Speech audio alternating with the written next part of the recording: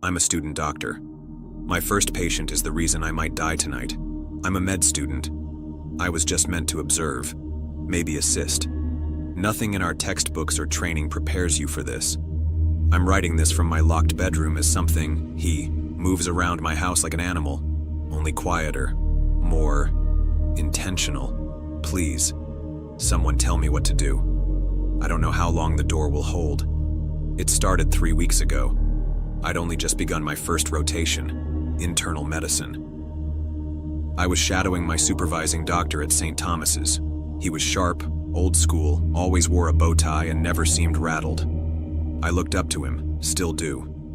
The man didn't blink during a code blue, but he'd always said, "It's the quiet ones you watch closely, not the screamers. The ones who smile when they shouldn't." I didn't get it at the time.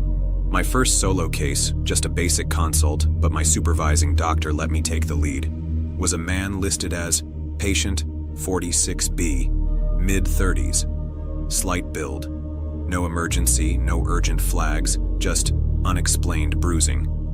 He sat calmly in the consult room, no obvious injuries.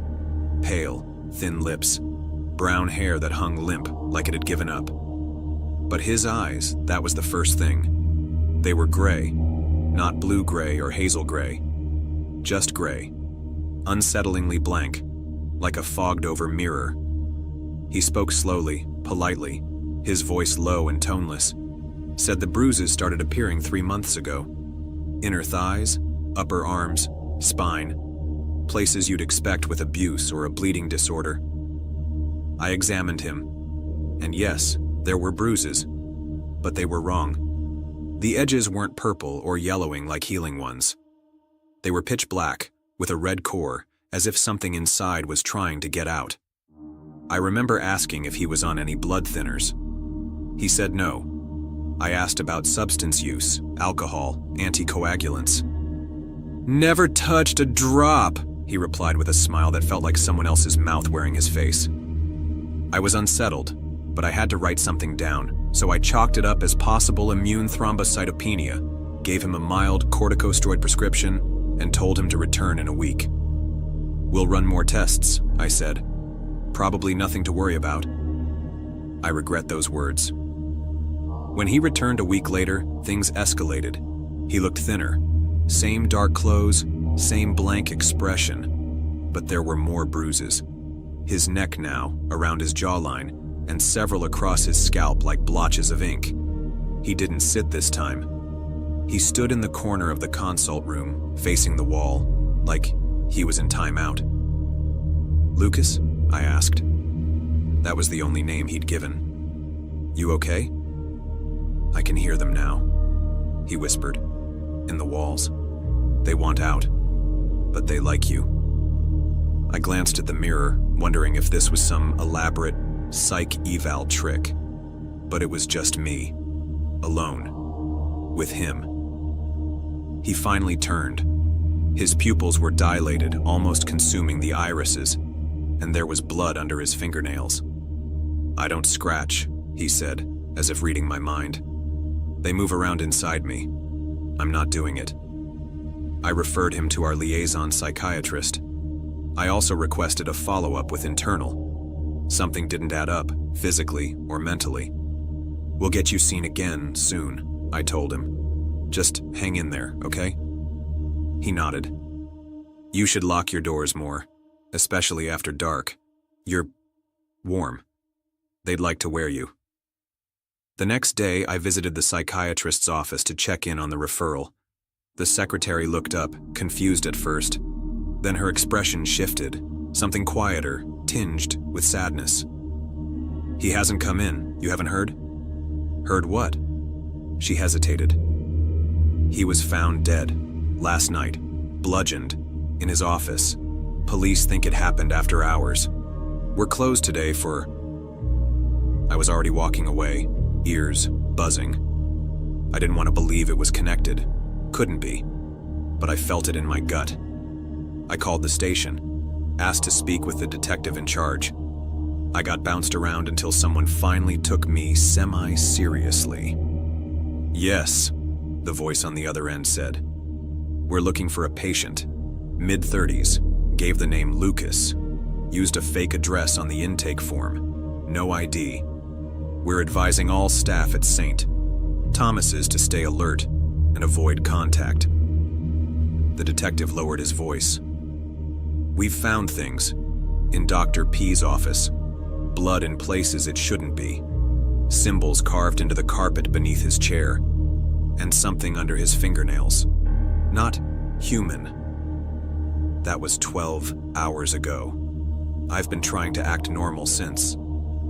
I finished my shift early, told the nurse I had a migraine, took the tram home, looking over my shoulder the whole time. And now this. I came home and the house was dark. I live alone in a single-level terrace. Usually it feels cozy. Not tonight. I locked the door, flicked the hallway light on. He was there, not standing, on the ceiling, pressed against it like a spider. Barefoot, clothes torn, skin too pale, almost translucent now. The bruises had overtaken his limbs, crawling up his face in broken, inky veins. But it was his expression that paralyzed me. A smile so wide it stretched unnaturally, as if his cheeks were tearing from the force of it. His eyes. They were solid black now. Not just the irises.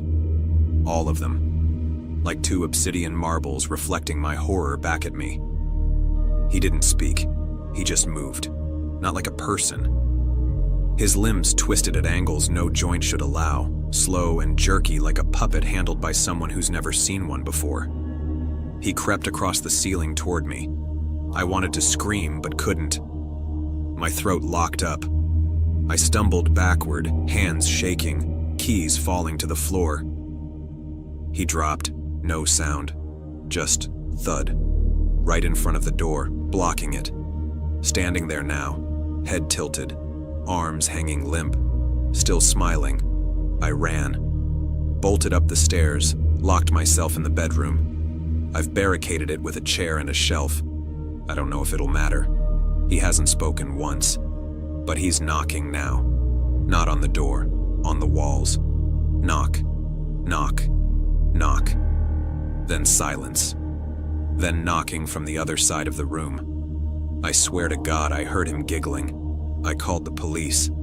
They said they'd dispatch someone, but there's been a surge of emergencies. Said it'll take 30 minutes minimum. I tried to explain that a patient might have killed a psychiatrist and is now in my house. They said, "Try to stay calm, sir. Maybe step outside." I can't. He's everywhere. The lights keep flickering. My phone battery's at 9%. I can hear him moving in the ceiling above me now. Sometimes dragging something. Sometimes whispering. My name. Over and over. Doctor. There's a scratching coming from inside the closet. I didn't check it. I didn't think to. Wait. Oh God. The closet door just creaked open. It's pitch black in there, but I can see something moving. Long limbs. That smile. He was never downstairs. He's been in here the whole time. Please, someone tell me what to do. I'm posting this in case I don't make it. The cops are 20 minutes away now. My bedroom door just creaked. Update. Noises have stopped. No knocking, no whispering. Just silence. I think he's waiting. If you read this, please share it. And if a patient with gray eyes, blood under his nails, and bruises that don't heal ever walks into your clinic, run. Before we get into the next story, please subscribe. It really helps me grow. The Enfield Poltergeist, 1977, England. In 1977, the Hodgson family, living in a modest council house in Enfield, England, began experiencing disturbing supernatural occurrences. It started with strange knocking sounds, but soon furniture moved on its own. Objects flew across the room, and the children, especially 11-year-old Janet, seemed to be the focus of the activity. Janet was reportedly thrown from her bed, levitated in midair, and even spoke in a deep, guttural voice that was later analyzed by paranormal experts. Neighbors, police officers, and reporters all witnessed bizarre events in the house. One officer even signed a statement confirming she saw a chair move across the floor without anyone touching it. The case was investigated by Maurice Grosse and Guy Lyon Playfair, members of the Society for Psychical Research. They documented over 2,000 incidents of paranormal activity. However, skeptics believe that Janet and her siblings faked at least some of the events. The Enfield case remains one of the most well-documented and debated poltergeist hauntings in history. It even inspired The Conjuring 2. 2. The Dyatlov Pass Incident, 1959, Russia. In February 1959, 9 experienced hikers set off on a trekking expedition in the Ural Mountains of Soviet Russia. They never returned. Weeks later, searchers found their campsite in a disturbing state. Their tent had been cut open from the inside, and the hikers' bodies were scattered across the snowy landscape, some partially buried in the snow, others miles away from the campsite. The victims were found in various states. Some had crushed skulls and broken ribs, yet no external wounds. One was missing her tongue and eyes. Strangely, some were dressed in only underwear despite the freezing temperatures, while others had pieces of clothing that showed traces of radiation. Investigators were baffled. Theories ranged from an avalanche, which didn't match the evidence, to secret military experiments, yet no definitive explanation has ever been found. The Soviet government quickly closed the case, stating the hikers died due to an unknown compelling force. To this day, the Dyatlov Pass incident remains one of the most chilling and unsolved mysteries of the 20th century. 3. The Murder of Elisa Lam, 2013, USA. In 2013, 21-year-old Canadian student Elisa Lam checked into the infamous Cecil Hotel in Los Angeles, a place known for housing serial killers, suicides, and mysterious deaths. A few days later, she went missing. The last known footage of her, taken from an elevator security camera, was deeply unsettling. The video showed her acting strangely, stepping in and out of the elevator, pressing multiple buttons, peeking out as if hiding from someone, and making erratic hand gestures. Weeks later, after hotel guests complained about low water pressure and strange-tasting water, maintenance workers checked the rooftop water tanks. Inside one of the tanks, they discovered Elisa's decomposing body. The rooftop was locked, the tanks were difficult to access, and the circumstances of her death baffled investigators. The official cause of death was listed as accidental drowning, but many believe there was more to the story. Some suspect foul play, while others think she may have experienced a psychotic episode. The case remains unsolved, fueling countless theories about paranormal involvement, hotel history, and mental health. The Exorcism of Anneliese Michel, 1976, Germany. Anneliese Michel was a young German woman who, in the early 1970s, began experiencing terrifying symptoms. Voices in her head, hallucinations, and violent reactions to religious symbols. Raised in a strict Catholic household, her family believed she was possessed by demons rather than suffering from a medical condition. Doctors diagnosed her with epilepsy and schizophrenia, but medication didn't help. Her behavior worsened. She ate insects, drank her own urine, and spoke in multiple voices. She also displayed supernatural strength, often throwing family members across the room. Her parents turned to the Catholic Church for help, and after initial hesitation, 2 priests were assigned to perform an exorcism. Over 10 months, they conducted 67 exorcism sessions, some lasting up to 4 hours. During these rituals, Anneliese claimed to be possessed by multiple entities, including Lucifer, Judas Iscariot, and even Adolf Hitler. By July 1976, after months of extreme fasting and grueling exorcisms, Anneliese died from malnutrition and dehydration. She weighed just 30 kilograms, 66 pounds, at the time of her death. Her parents and the 2 priests were charged with negligent homicide and sentenced to 6 months in prison. The case sparked worldwide debate about the dangers of religious extremism and the fine line between mental illness and possession. To this day, the recordings of her exorcism remain some of the most terrifying evidence of alleged demonic possession. 5. The Villisca Axe Murders, 1912, USA. On the night of June 9, 1912, in the small town of Villisca, Iowa, an unknown intruder entered the home of Josiah and Sarah Moore and brutally murdered 8 people, including 6 children.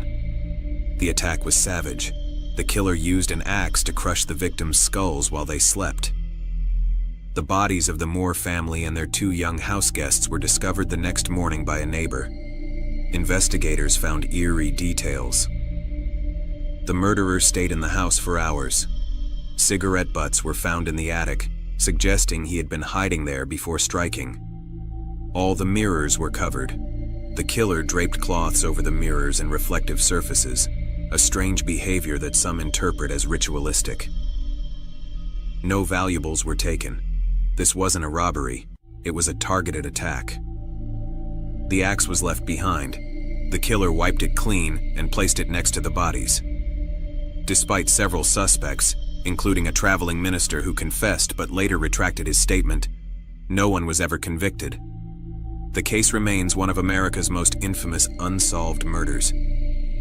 Today, the Villisca Axe Murder House is a paranormal hotspot, with visitors reporting eerie whispers, unexplained shadows, and the sensation of being watched. Some claim to hear children's voices crying in the night. I live in the middle of nowhere, and this is the scariest thing that has happened to me. I am 15F, but back when this happened I was around 12. I have always been curious. I lived in the middle of nowhere in a big red and blue house. I never had much friends and I was very antisocial because I had undiagnosed autism at the time, although it was normal for me and my siblings to go outside and take walks. We lived next to a girl who went to my school. I barely knew her. Let's call her Ava. Ava also had a sister, and we will call her Chris. Ava and Chris were outside the same time as me and my siblings. So naturally, my siblings would hang out with them and I would tag along, even though I didn't talk much. One day, we all decided to play games together. Now, for this story, you have to understand the layout of where we were playing. We were not far from the house and we lived under a hill, so if you left the area, you would have to go on a hill. Near the end of the hill, there was a small building fenced off and an electrical box owned by the government, I would assume. Mind you, nobody is ever here. Across from the building was a river, and to the left of the river there was pure woods. There was also very huge rocks leading to the woods. I think they were boulders, but man, I don't fucking know. As a kid, they seemed way bigger than they were. Anyways, we started off with playing Duck Duck Goose. All was normal till we all decided to play hide and seek. Now mind you, there was a lot of kids. So my brother, 8 years old, was the seeker.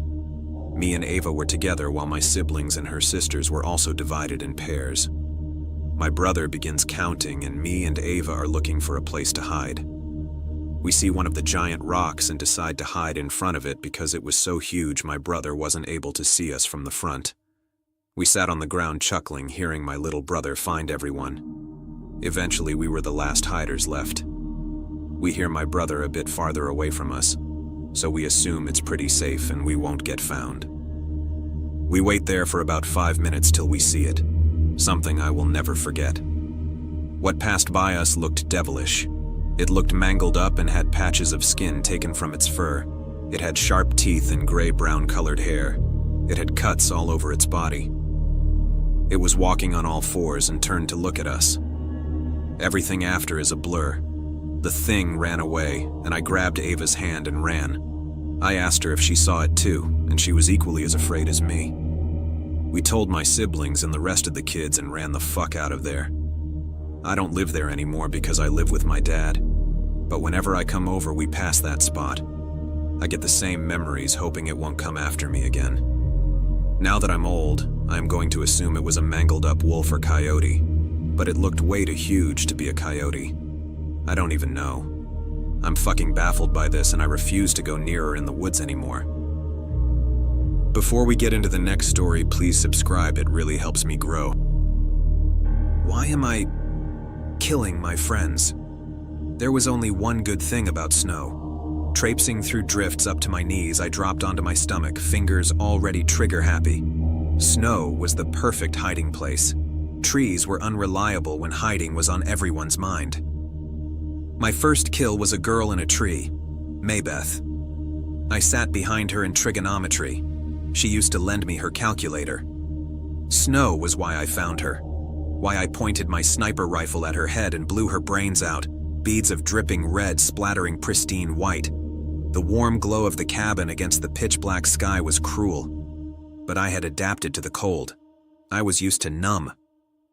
Rolling onto my front, I spied 3 of my classmates standing watch in the doorway, Emmett and Boyce. Boyce was my first kiss. He smelled like burger sauce and coffee. "I'm cold," he mumbled to Emmett. "You're always cold," Emmett snapped back. I shot Boyce, then Emmett. I watched a river of slow-moving red seep into freshly fallen snow. It hit me while I was reloading and checking for ammo. I lost my breath, choking on wisps of white, the world suddenly violently jerking. I dropped to my knees. My chest ached. Why was I killing my friends? "Don't fucking move," Jude Gar sighed, pointing a rifle directly between my brows. "Oh, I killed his boyfriend." "Turn around, Posey." I did, dropping my weapon. "Do you trust me?" Jude's voice shuddered. My response turned into a screech when he plunged a knife into the back of my neck. I waited to die, but instead, a voice. "A thermonuclear war has just broken out. You are our last hope. Kill to be the last one standing. I repeat." "It's a loop," Jude whispered, holding up a tiny chip between his fingers, slick with my blood. He stepped forward, trembling. "We've been through this so many fucking times, and you keep forgetting." He stuck the barrel of his gun between my eyes and blew my brains out before I could reply. Darkness. I woke up face down in the snow, back where I started. Maybeth was in her tree. Number. This wasn't fucking happening.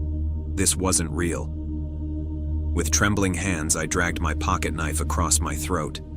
I woke up face down, blinking up at the pitch-dark sky. I ran into the cabin screaming and was immediately shot. I woke up to Jude looming over me this time. His fingers were trembling on the trigger, taking down 2 classmates who ambushed us. He took a shaky step back. "I'm not shooting you," he whispered. "I'm not fucking shooting you." Game over. Hissing, I dropped my controller. "They're doing it again," I muttered. On screen, my avatar was trying to slit her throat with her fingernails. "They're refusing to play," Jude scoffed, chewing pizza next to me. "Well, yeah, duh." He grinned, slamming X. Jude's character dropped to his knees, shaking, the gun slipping from his hands. "They're us?" Died because of me, I slapped myself back to reality. Walking in the woods is no time to let my mind wander. A starving scavenger could be hiding nearby, ready to kill me for the food I'm carrying, or a misplaced step could land me in a bear trap. I focus on my surroundings. I should be coming to the highway soon. The boxes of ammunition rattle quietly as I walk. It's my first unsupervised trading assignment. Once I reach the trading post, I'll trade the spare ammunition for seeds and fishing tackle. Simple enough. As I exit the woods, I see the trading post. It used to be a gas station. Something seems wrong. There are few signs of people. I grab my shotgun and nestle the stock against my shoulder. I stand by the front door for 5 minutes, listening. There are no sounds coming from inside. The door is unlocked. I enter, leading with the barrel of my gun. Inside, the floor is covered in blood. Bodies lay scattered. I see a familiar face, Marcus. His decapitated head is on a spike. This has to be the work of marauders, but the blood is dried. They must be long gone by now. I look around the building. The storeroom was cleaned out. I sit down to think. What rotten luck I'm having on my first training assignment. Then I hear the front door open. They've come back. Quietly, I pick up my shotgun and point it at the doorway. I hear footsteps coming my direction. My heart is pounding. The footsteps draw closer, and my finger shakes on the trigger. Then a figure comes into view, and in a frightened panic, I fire. Regret hits me instantly. I scramble over to the body. It wasn't a marauder. I just shot a young, unarmed woman. Her last breath comes out as a gurgle. I'm overcome with guilt. She was just coming here to trade like I was, and I killed her. I run out of the trading post and gasp for air. Then I hear rustling leaves. Standing at the tree line is a young boy, maybe 10 or 11 years old. We make eye contact, and there's a moment of silence. Suddenly, he turns and sprints into the forest. "Wait!" I yell. "Snap!"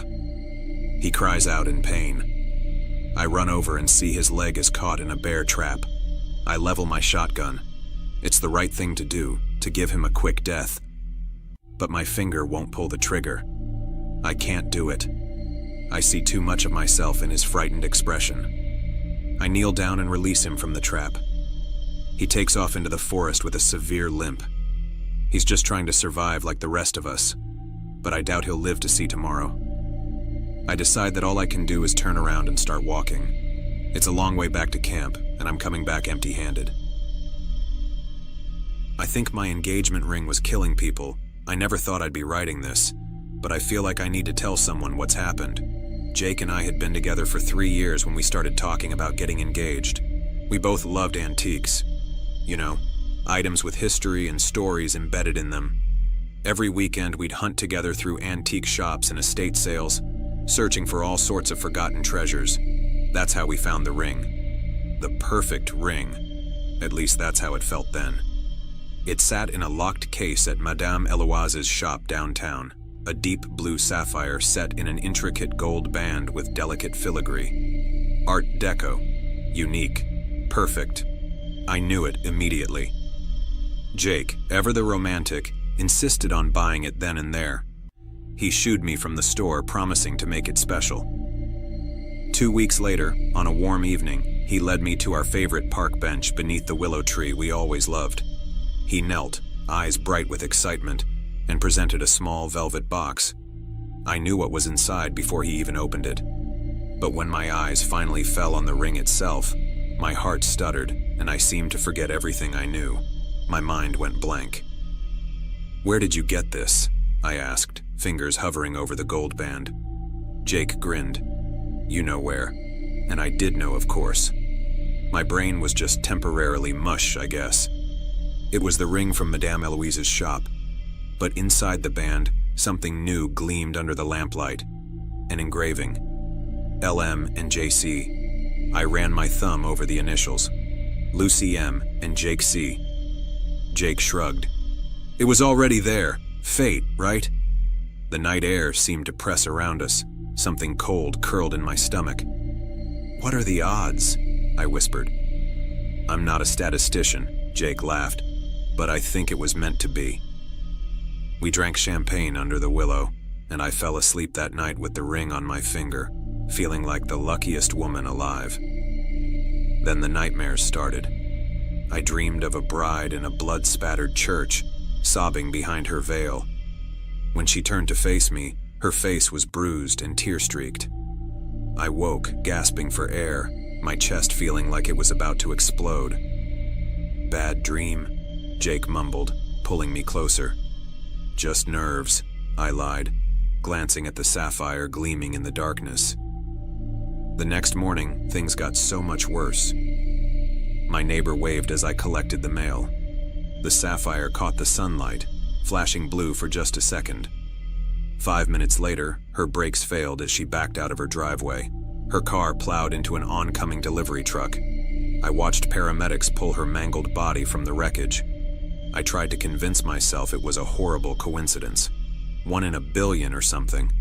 But then my boss dropped dead during a meeting later that afternoon, just moments after complimenting my ring. An aneurysm, they said.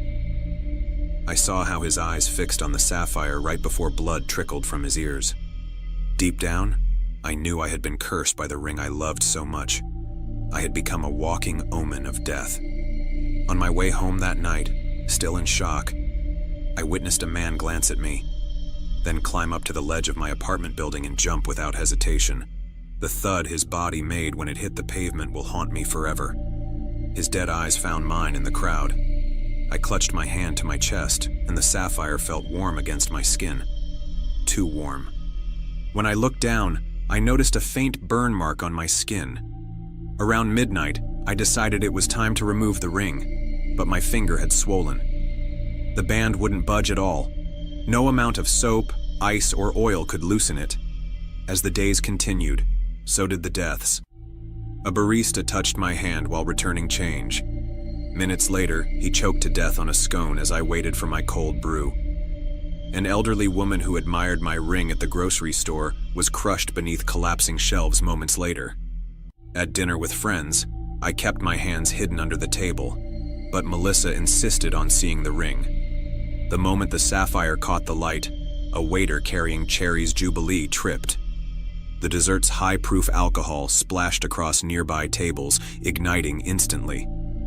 The entire restaurant went up in flames. In the chaos, I watched Melissa's hair ignite, her scream swallowed by the roaring inferno. Only Jake and I walked out unscathed. After 8 deaths in a week, I was desperate. I started keeping my left hand hidden whenever I was out in public, stuffing it deep into my pants or coat pockets. I also began Googling the ring online. It was such a luxurious and unique ring. I was curious if it had a history. It didn't take long to find the original owners, Lydia M. and James C. L.M. and J.C., just like our initials. The newspaper article from 1952 was brief but chilling. Local bride found slain on wedding night. The accompanying photo showed Lydia wearing my ring, and she looked just like the woman in my dreams. Something else disturbed me too. Jake had changed. His once warm brown eyes now seemed glassy and unfamiliar. Sometimes I'd catch him staring at the ring with an expression I didn't recognize.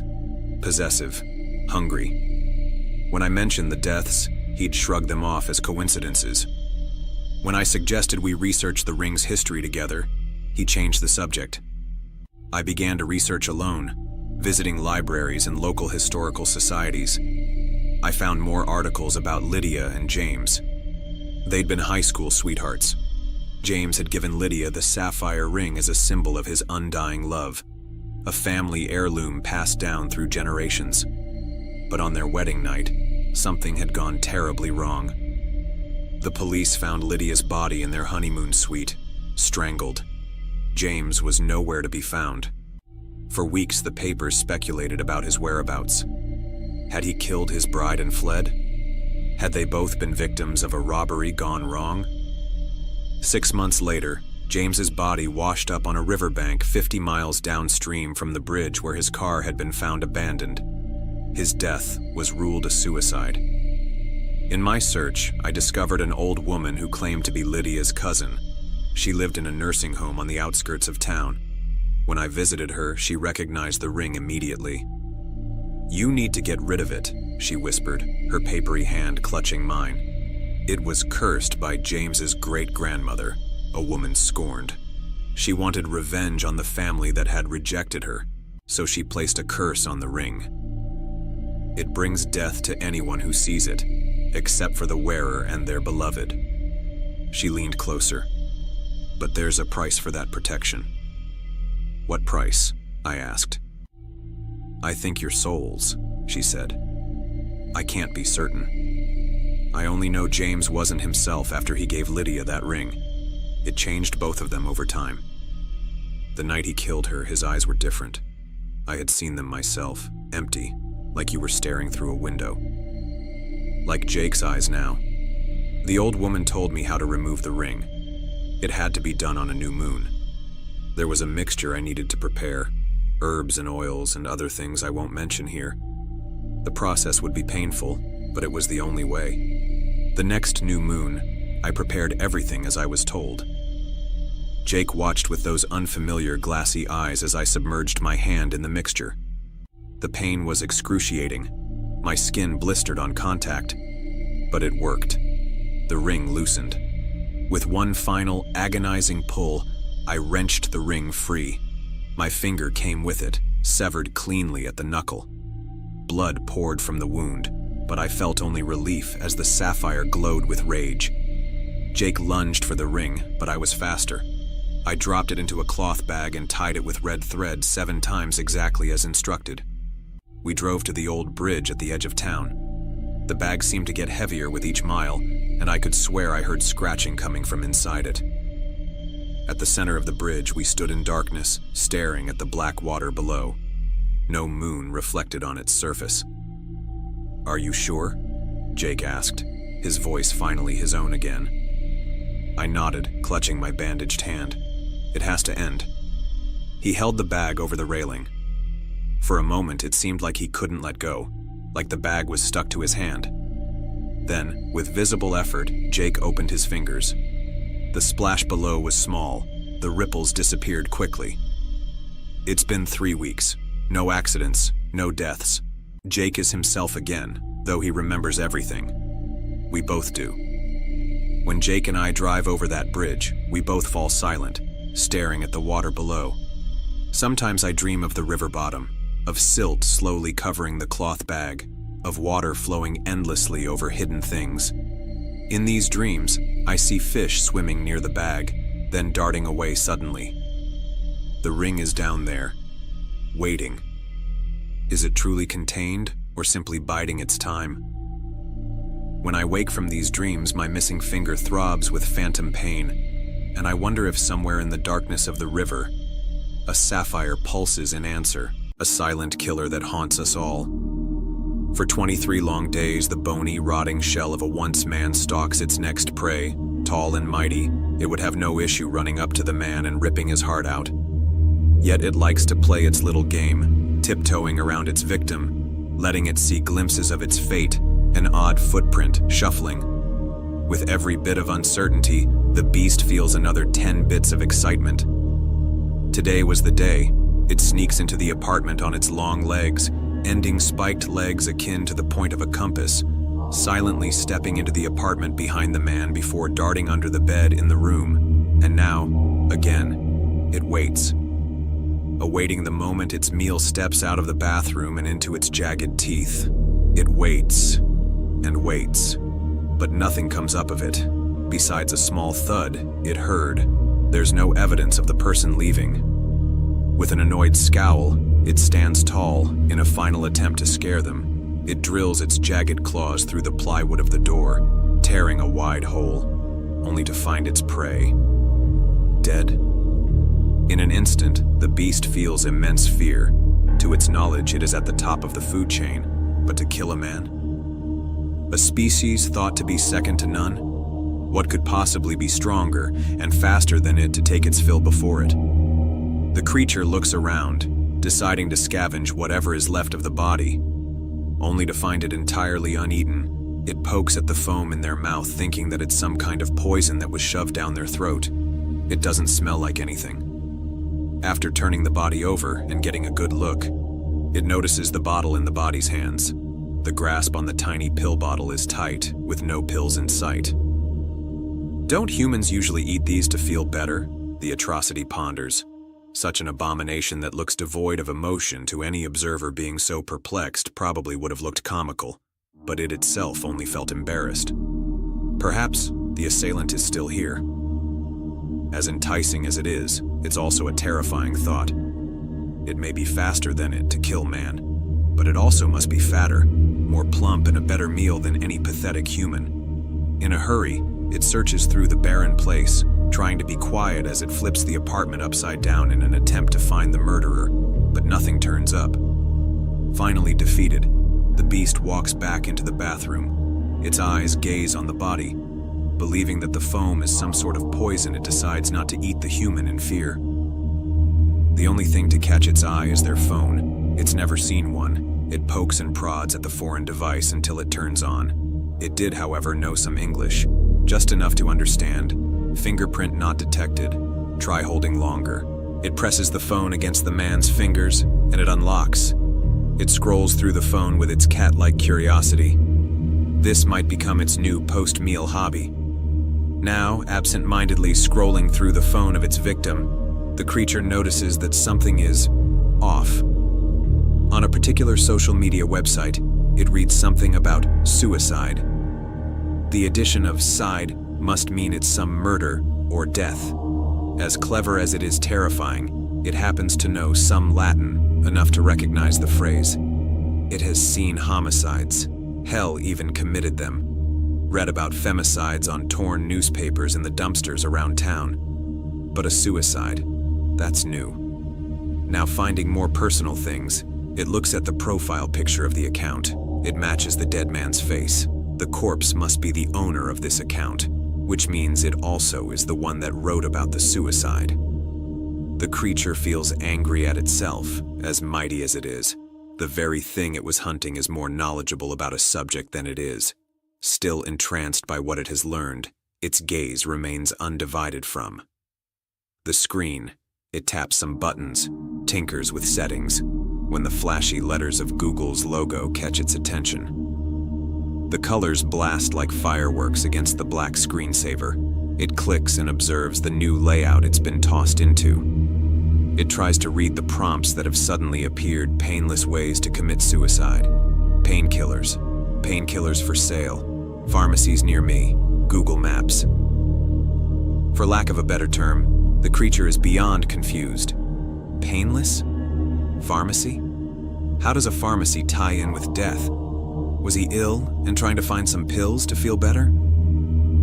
The creature is again caught in a storm of thoughts, whipping like ribbons in front of his eyes as it tries to piece together the tragedy. Is painkiller a name for a medicine? But no, it can't be. Painkillers relieve pain. They don't cure, at least to the beast's knowledge. It taps on the top prompt, unbeknownst that it had searched how to commit suicide. Yet again, to its bewilderment, it's presented with videos that are talking about self-help and confidence, why you shouldn't do this suicide, that you'll hurt those who still care for you. But how? Don't humans murder animals for food? So do I. Should I feel guilt? No friends or family, it isn't sure. It surely wouldn't hurt anyone. That's just the cycle of life. It's a dog-eat-dog world, kill or be killed, right? It opens Google again, desperate for answers. Front he prompts it. Gather that these are questions, obviously, and the site was answering them? Wait. With timid movements and careful presses, it types suicide. Suicide, derived from Latin suicidium, is the act of taking one's own life. Attempted suicide, or non-fatal suicidal behavior, amounts to self-injury with at least some desire to end one's life that does not result in death. It is left speechless, beyond that even thoughtless and lobotomized. For man or any living being to take its own life was very new knowledge to it. Ironically, the answer only gave way to more questions. Why? To give up such a monumental evolutionary miracle and succumb to the void of death by their own choice. Why would anyone ever do this? Now it all makes sense. It was not a creature that got to the man. It was a monster far greater than that. An invisible beast wielding a powerful soup of fear and hatred with the power to shatter the strongest wills, to ruin and to mutilate, to silently kill. The creature had never thought about death. All it ever does in life is an effort to avoid death. It drinks so it won't dehydrate, eats in fear of starvation, fears heights and fire to avoid them. For someone to want to commit suicide, that'd mean they had lost all sense of their humanity, any sense of survival instinct or self-preservation, that they had given up all that made them be. The monster now realizes the rabbits it has mangled, birds it's yanked out of the air, the men and women, children and elderly, all that's it's killed, they all wanted to be. It has hurt others, it has torn families, it has caused tragedies far, far greater than the mighty abomination that is suicide. It is death, the reaper, harbinger of sorrow and sulk. Yet to imagine something willingly walk into its claws, look it in the eyes, and beg for it to pierce their heart. It rests in the forest now and forever, unable to steal another baby bird from its nest, to flank another helpless human, in fear that the bird will scream in agony, that the father of the taken child will wince at their funeral, that the bird will frown itself, that the father will follow in the footsteps of the man it saw, ridden with guilt, It pierces a jagged stone deep into its chest, keeling over and resting in unease. In pain, physical and mental. Now and forever, it is a relic. The Enfield Poltergeist, 1977, England. In 1977, the Hodgson family, living in a modest council house in Enfield, England, began experiencing disturbing supernatural occurrences. It started with strange knocking sounds, but soon furniture moved on its own. Objects flew across the room, and the children, especially 11-year-old Janet, seemed to be the focus of the activity. Janet was reportedly thrown from her bed, levitated in midair, and even spoke in a deep guttural voice that was later analyzed by paranormal experts. Neighbors, police officers, and reporters all witnessed bizarre events in the house. One officer even signed a statement confirming she saw a chair move across the floor without anyone touching it. The case was investigated by Maurice Grosse and Guy Lyon Playfair, members of the Society for Psychical Research. They documented over 2,000 incidents of paranormal activity. However, skeptics believe that Janet and her siblings faked at least some of the events. The Enfield case remains one of the most well-documented and debated poltergeist hauntings in history. It even inspired The Conjuring 2. 2. The Dyatlov Pass Incident, 1959, Russia. In February 1959, 9 experienced hikers set off on a trekking expedition in the Ural Mountains of Soviet Russia. They never returned. Weeks later, searchers found their campsite in a disturbing state. Their tent had been cut open from the inside, and the hikers' bodies were scattered across the snowy landscape. Some partially buried in the snow, others miles away from the campsite. The victims were found in various states. Some had crushed skulls and broken ribs, yet no external wounds. One was missing her tongue and eyes.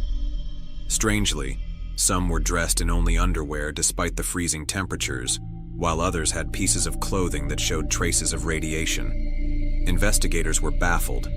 Theories ranged from an avalanche, which didn't match the evidence, to secret military experiments, yet no definitive explanation has ever been found. The Soviet government quickly closed the case, stating the hikers died due to an unknown compelling force. To this day, the Dyatlov Pass incident remains one of the most chilling and unsolved mysteries of the 20th century. 3. The Murder of Elisa Lam, 2013, USA. In 2013, 21-year-old Canadian student Elisa Lam checked into the infamous Cecil Hotel in Los Angeles, a place known for housing serial killers, suicides, and mysterious deaths. A few days later, she went missing. The last known footage of her, taken from an elevator security camera, was deeply unsettling. The video showed her acting strangely, stepping in and out of the elevator, pressing multiple buttons, peeking out as if hiding from someone, and making erratic hand gestures. Weeks later, after hotel guests complained about low water pressure and strange-tasting water, maintenance workers checked the rooftop water tanks. Inside one of the tanks, they discovered Elisa's decomposing body. The rooftop was locked, the tanks were difficult to access, and the circumstances of her death baffled investigators. The official cause of death was listed as accidental drowning, but many believe there was more to the story. Some suspect foul play, while others think she may have experienced a psychotic episode. The case remains unsolved, fueling countless theories about paranormal involvement, hotel history, and mental health. The Exorcism of Anneliese Michel, 1976, Germany. Anneliese Michel was a young German woman who, in the early 1970s, began experiencing terrifying symptoms. Voices in her head, hallucinations, and violent reactions to religious symbols. Raised in a strict Catholic household, her family believed she was possessed by demons rather than suffering from a medical condition. Doctors diagnosed her with epilepsy and schizophrenia, but medication didn't help. Her behavior worsened.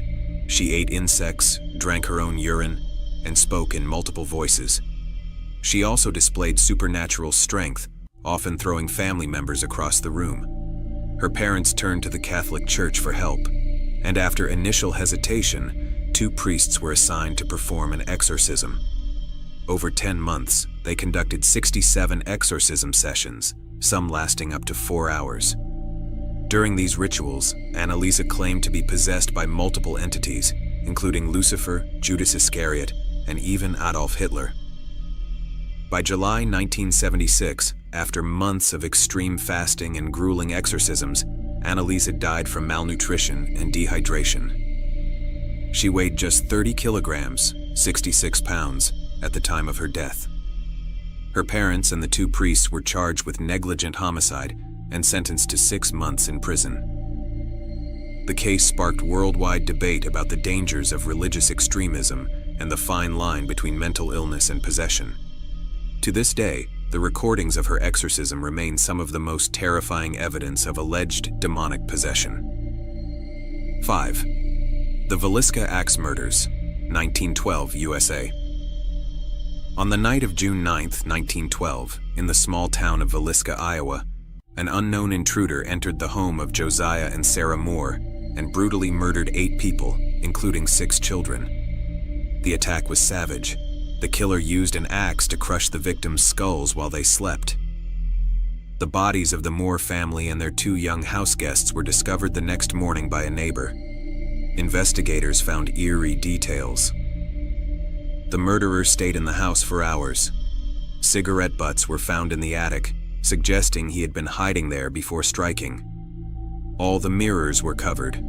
The killer draped cloths over the mirrors and reflective surfaces, a strange behavior that some interpret as ritualistic.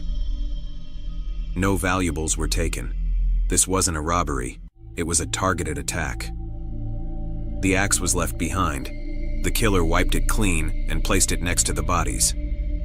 Despite several suspects, including a traveling minister who confessed but later retracted his statement, no one was ever convicted. The case remains one of America's most infamous unsolved murders. Today, the Villisca Axe Murder House is a paranormal hotspot, with visitors reporting eerie whispers, unexplained shadows, and the sensation of being watched. Some claim to hear children's voices crying in the night. Work as a night security guard at a storage facility just outside town. It was a quiet job, mostly just sitting in a tiny office, watching grainy security footage and occasionally patrolling the rows of metal units under the flickering fluorescent lights. The place was usually dead silent at night, except for the occasional sound of a rat scurrying between the dumpsters. But one night, something happened that still haunts me to this day. It was around 2:30 a.m. when I first noticed it. A single storage unit, number 304, was slightly open, just enough that I could see the darkness inside. That was strange because I distinctly remembered checking the locks earlier, and everything had been secure. I figured maybe the owner had come by and forgotten to latch it properly, so I grabbed my flashlight and went to close it. As I approached, I got this uneasy feeling, like I was being watched. But I pushed it aside. Just my imagination, I told myself. I reached for the handle, ready to slide the metal door shut when I heard something inside. A soft, shuffling sound, like footsteps moving slowly across the concrete floor. I froze, my breath catching in my throat. My flashlight beam trembled slightly as I aimed it into the darkness. "Hello?" I called out, my voice barely more than a whisper. No response. Just silence. I took a step closer, shining my light inside. At first I saw nothing, just boxes stacked along the walls, some old furniture, the usual storage stuff. But then I noticed something in the back, just barely illuminated by my flashlight. A figure. A person standing perfectly still, facing the wall. My stomach dropped. "Sir?" I tried again, my voice shaking now. "You're not supposed to be in here." No reaction, no movement, just standing there. Every instinct in me screamed to get out, but I forced myself to stay. "I'm calling the police," I warned. And that's when it moved, not like a normal person turning around. No, this thing twisted, its head snapping toward me in an unnatural way, like it had been jerked by an invisible force. And then, without making a sound, it rushed forward. I stumbled back, nearly dropping my flashlight as I bolted out of there, slamming the door shut behind me. My heart was pounding so hard I could barely think. I fumbled for my keys, locking the unit as fast as I could. Whatever was inside didn't try to open it. There was no banging, no screaming, just silence. I ran back to my office, locked the door, and called the cops.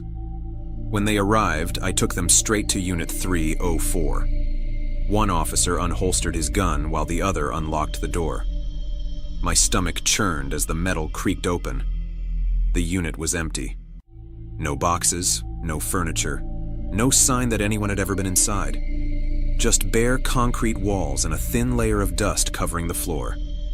But the weirdest part? The dust had been disturbed. There were footprints, bare footprints, leading from the center of the unit, right up to where I had been standing. But there were no footprints leading back. I quit that job the next morning.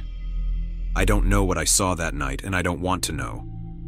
But sometimes, when I close my eyes, I still see that figure standing in the dark, and I wonder if it ever really left.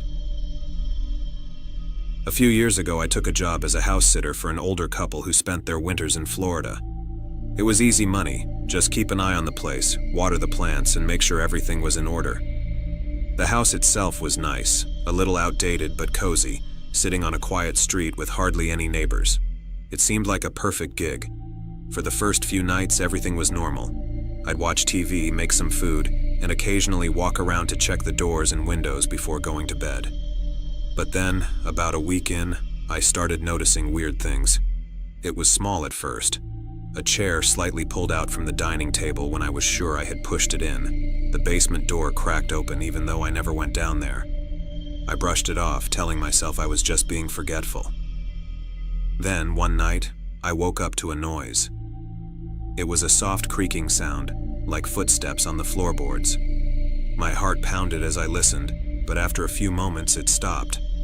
I told myself it was just the house settling, but something about it felt off.